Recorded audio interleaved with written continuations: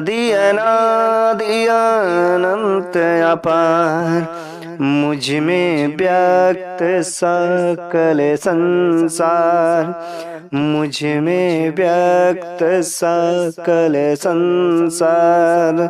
जटा गंग कल मुंड कपाल, जटा गंग कल मुंड कपाल, गौरा गौरी महाकाल, गौरा गौरी महाकाल।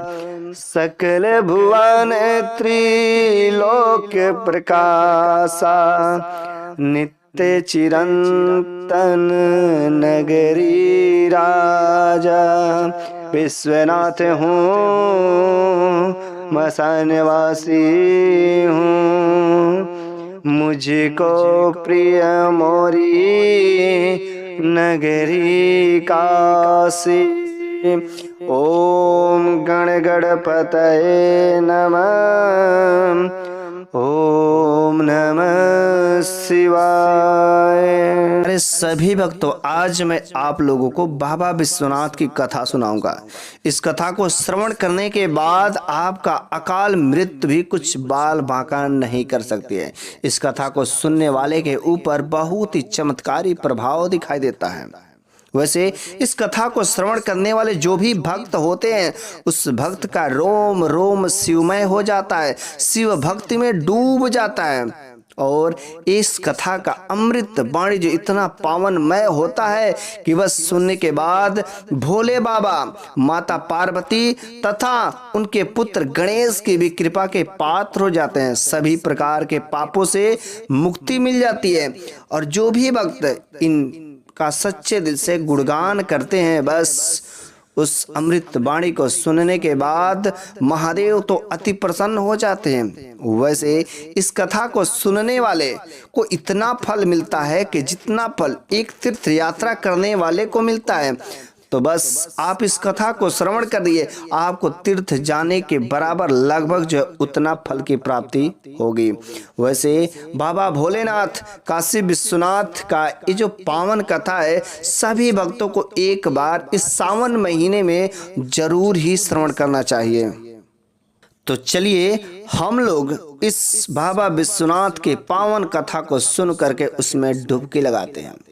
तो कहानी है, कथा है उस बार कि जब भोले बाबा माता पार्वती के साथ विवाह करके पर्वतों पर चल जाते हैं। तो माता पार्वती कहती हैं, हे भगवान, सभी लोग अपने अपने घरों में रहते हैं, लेकिन हम लोगों का कोई घर नहीं है। और एक बार हमने आपको कहा था घर बनाने के लिए, तो आपने बहुत ही सुंदर नगरी लंका बनाया, जिसको रावण ने दान में ले लिया। लेकिन अब हम चाहते हैं कि बस आप एक और अच्छा सा कोई जगह चुनिए, घर बनाइए और हम लोग वहां पर रहेंगे। तो बस उस भोले बाबा को काशी नगरी बहुत ही पसंद आई। काशी नगरी उनको बहुत ही अच्छा लगा। उन्होंने योजना बनाई कि क्यों ना काशी में ही एक सुंदर सा अपना घर बनाया जाए। तो भोले बाबा ने वहां के पूरे जो जगह होता है, उस जगह को मनुष्य बना दिया और वहां पर रहने का स्थान निर्धारित किया, एक अच्छा सा घर बनाने का विचार किया। लेकिन वहां का जो राजा था, जैसे ही पता चला कि भोले बाबा इस जगह पर आने वाले हैं, वह ब्रह्मा जी का तपस्या करने चले गए। उन्होंने ब्रह्मा जी को तपस्या करके खुश करके कहा उस राजा ने कि हे भगवान, आप तो सब कुछ जानने वाले हैं, और भोले बाबा, चूंकि देवताओं का स्थान तो स्वर्ग लोक में होता है, धरती लोक पर नहीं होता है, और धरती लोक पर तो मनुष्यों का जगह है। तो भोले बाबा से आप कहिए कि इस जगह पर मनुष्य मत करिए और यहाँ पर आप नहीं रहे। तो ब्रह्मा जी ने भोले बाबा से कहा। इस वजह से भोले बाबा वहां से उस जगह को छोड़ करके मंदराचल पर्वत पर चले गए। लेकिन वह नगरी काशी भोले बाबा को इतना अच्छा लगा कि वहां पर उन्होंने एक ज्योतिर्लिंग स्थापित करके चला गया, और वही ज्योतिर्लिंग आज काशी विश्वनाथ के मंदिर से जाना जाता है, और वही काशी विश्वनाथ की मंदिर है।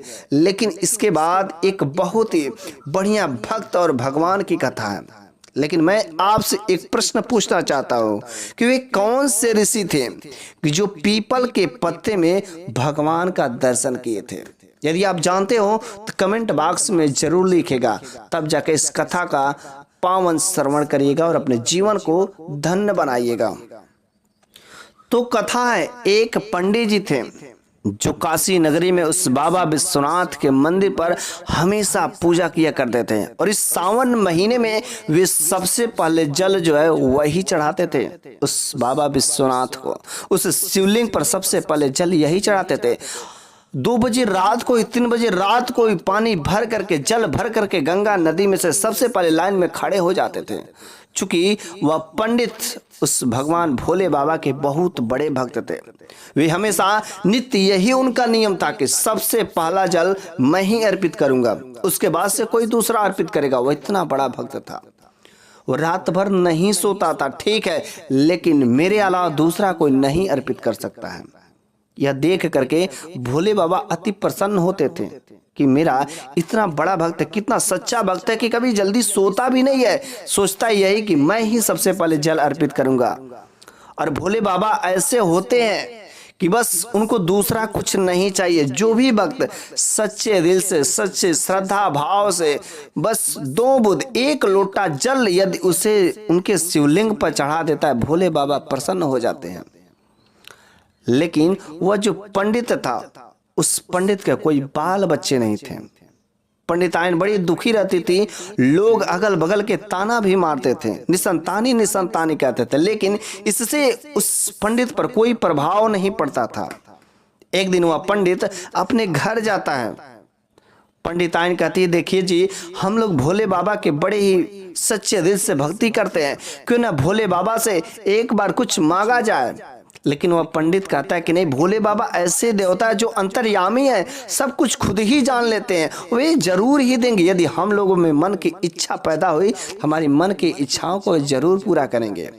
और बस अगले ही दिन वह पंडित गंगा घाट पर जल भरने गया और वहीं पर भोले बाबा ने उन्हें दर्शन दे दिया। भोले बाबा ने दर्शन दिया, कहा, देखो मेरे भक्त, मैं तुम्हारी भक्ति से बहुत प्रसन्न हूं, तुम कुछ वर मांग लो, तुम्हें क्या चाहिए? वह पंडित कहता है कि भोले बाबा, आप तो सब कुछ अंतर्यामी है, सब कुछ जानने वाले हैं, उसके बावजूद भी आप हमसे कह रहे हैं कि मैं क्या मांगूं? आपको सब पता है। भोले बाबा कहते, नहीं, जब तक बेटा रोता नहीं है तब तक माँ उसे दूध नहीं देती है, और जब तक भक्त रो करके अपने भगवान से कुछ मांगता नहीं है तब तक भगवान उसे देते नहीं है। इस वजह से तुम मेरे भक्त हो और तुम मांगो, तुम्हें चाहिए क्या? वह भक्त, वह पंडित कहता है कि मेरा कोई पुत्र नहीं है, मैं निसंतानी हूं, मेरे को एक सुंदर सा पुत्र दे दीजिए। भोले बाबा कहते हैं, ठीक है, मैं तुम्हें एक पुत्र दूंगा, लेकिन तुम्हें 2 ऑप्शन है कि मैं ऑप्शन देता हूं कि वो वाला एक पुत्र रहेगा जो कम आयु का रहेगा, अल्प आयु का रहेगा, एक जो दूसरा पुत्र रहेगा अधिक आयु वाला रहेगा।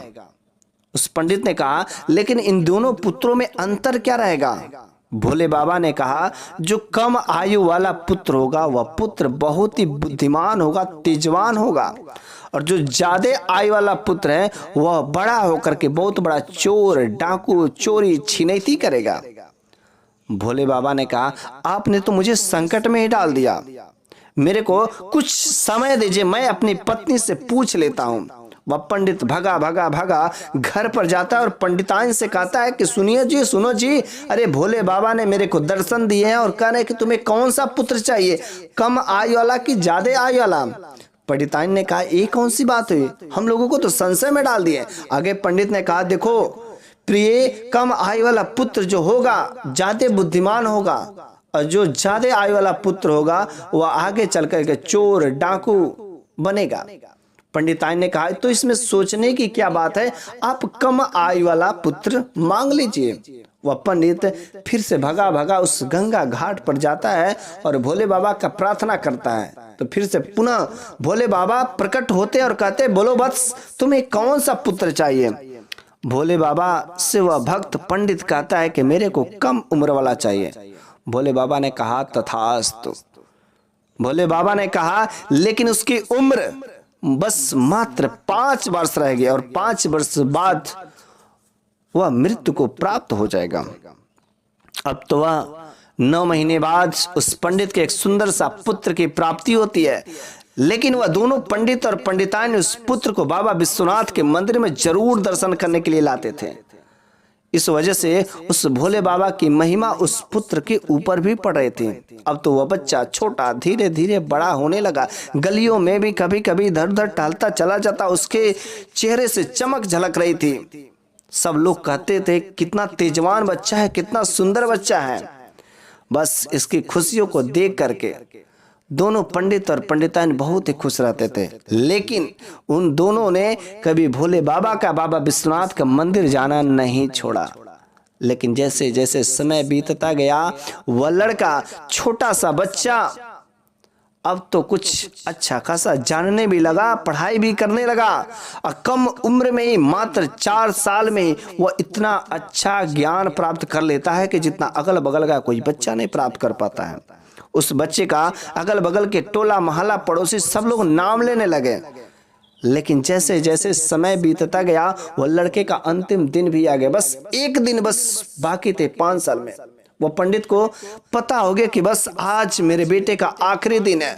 और वह लोग उस दिन पूरा दिन पंडित और पंडिताइन रो रहे थे, रोते रहे कि बस आज तो मेरे बेटे का अंतिम दिन है। सबके घर एक जन्मदिन मनाया जाता, लेकिन आज मेरे बेटा का जन्मदिन मरण दिन होने वाला है।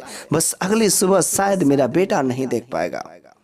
इस वजह से पंडित ने क्या किया, अपने छोटे से बच्चे को लेकर के गंगा घाट पर लेके चला गया।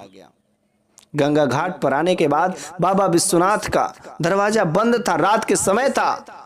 बाहर से प्रणाम करवाया। उसके बाद फिर से गंगा घाट पर जाने के बाद उन्होंने अपने बेटे से कहा कि जितने भी संत सन्यासी यहाँ पर आएंगे गंगा घाट पर जल भरने, तुम बेटा सबका पैर छूना और उनसे आशीर्वाद प्राप्त करना।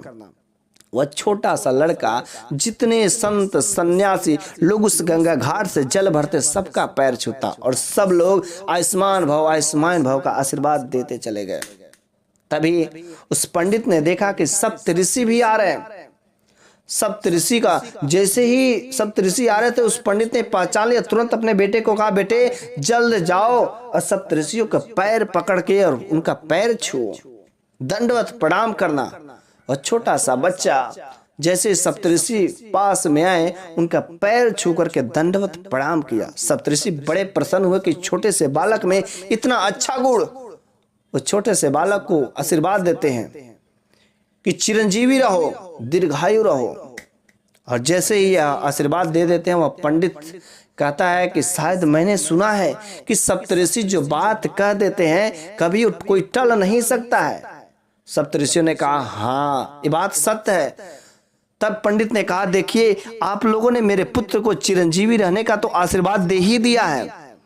इस वजह से मेरे बेटे को अल्प आयु भगवान शंकर से प्राप्त है। मेरा बेटा कम उम्र का है और अगले ही सुबह इसका मृत्यु को प्राप्त होने वाला, और आप लोगों ने चिरंजीवी होने का आशीर्वाद दे दिया। अब मेरा तो खेल खत्म हो गया, बस आप लोग अपना वादा निभाइए। बेचारे सप्तऋषि फंस गए।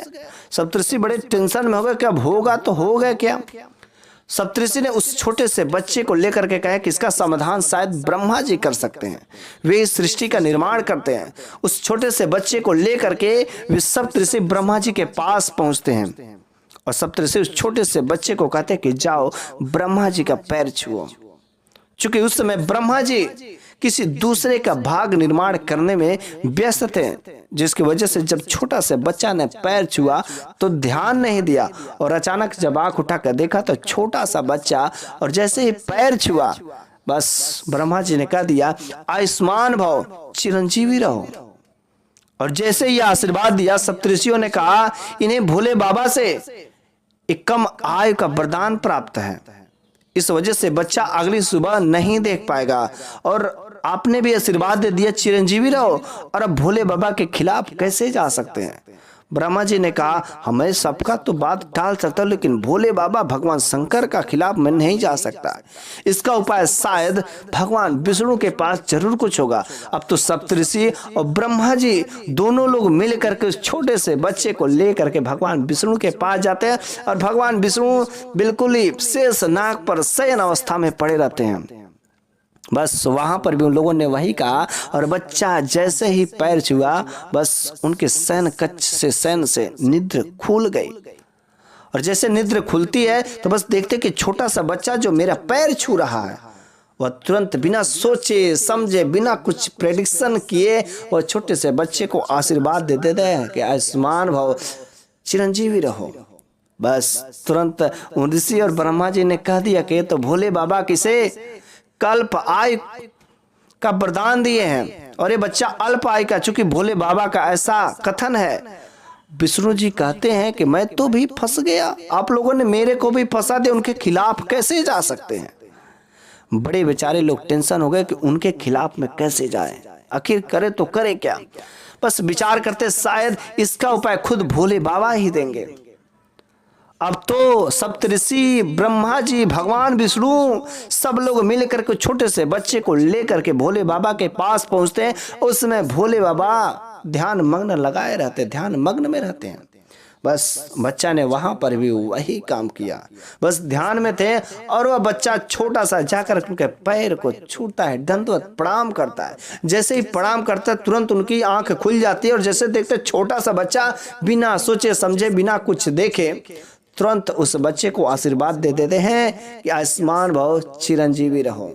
और जैसे आशीर्वाद देते हैं तो बस सप्तऋषियों ने कह दिया क्या भोले बाबा आपने इस बच्चे को पहचाना नहीं? अरे यह वही बच्चा है जिसको आपने कहा है कि कम आयु का प्राप्त होगा, कम आयु का, बस इसका अगला सुबह मृत्यु को प्राप्त होने वाला है और आपने भी इसे आशीर्वाद दे दिया चिरंजीवी रहो। बस अब आप समझिए, अब तो वह बच्चा फिर से आकर के धरती लोक में सप्तऋषियों ने छोड़ देता है और भोले बाबा ने कहा तुम बस बेटे तुम बाबा विश्वनाथ के मंदिर में जाना और वहां पर 1 लोटा जल अर्पित करना, बेल चढ़ाना, बेल के पत्र चढ़ाना, भांग चढ़ाना, धतूरे चढ़ाना, उसके बाद लेकिन वहीं पर तुम रहना। अब बस वह छोटा सा बच्चा सुबह का जैसे ही समय होता है, पहली किरण सूर्य की पड़ती है, वह छोटा सा बच्चा बेलपत्र भांग धतूरे चढ़ा ही रहा था।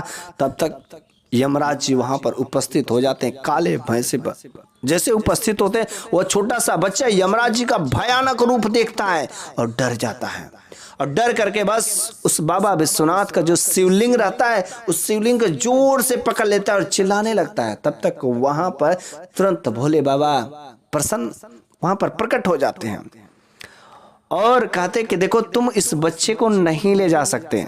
यमराज ने कहा आपने तो इसे कम आयु दिया है, अरे आज इसके दिन पूरे हो गए, आप आज तो इसका मृत्यु का दिन है, तो आज ये जाएगा ही जाएगा। भगवान शंकर ने कहा देखो ये आदमी का दिन नहीं है, मैंने अपने 5 वर्ष दिए हैं और मेरे 5 दिन मतलब एक दिन जो है 1 लाख वर्ष के बराबर होते हैं, तो मैंने तो 5 वर्ष दिए, जब तक मेरी इच्छा नहीं होगी आप नहीं ले जा सकते। बस यमराज ने जैसे ही यह बात सुनी तुरंत अपना भैंसा घुमा लिया और चले गए और छोटे से बच्चे को लंबी आयु की भी प्राप्ति हो गई। उसके बाद वह लड़का छोटा सा बच्चा धीरे धीरे बड़ा हो गया, भोले बाबा की भक्ति में लगा रहा और काफी तपस्या करने के बाद भोले बाबा ने उसे एक पीपल के पत्ते में दर्शन दिए और वह मार्कंडे ऋषि बने। और उन्होंने सा बच्चा 18 वेद पुराणों में से आगे चल करके एक वेद पुराण की रचना करता है जिसका नाम होता है मार्कंडे पुराण और उसका नाम पड़ता है मार्कंडे ऋषि। इस तरीके से मार्कंडे पुराण की रचना होती है और यह सच्ची घटना पर आधारित है। इस वजह से कहा जाता है कि जो भी भक्त सच्चे मन से भोले बाबा की भक्ति करता है, उनकी आराधना करता है, 1 लोटा जल अर्पित करता है, भांग धतूरा भोग लगाता है, उनके ऊपर चढ़ाता है, तो बस भोले बाबा बिना सोचे समझे ही अपना कृपा उसके ऊपर प्रदान कर देते हैं और वह उनके कृपा के पात्र हो जाता और उनका मृत्यु भी बाल बाकान नहीं कर सकती है। तो मेरे प्यारे सभी भक्तों, यदि कहानी आपको अच्छी लगी हो तो कम से कम इस वीडियो को लाइक करिए और मेरे चैनल को सब्सक्राइब तो करना बिल्कुल ही मत भूलिएगा। ओम नमः शिवाय।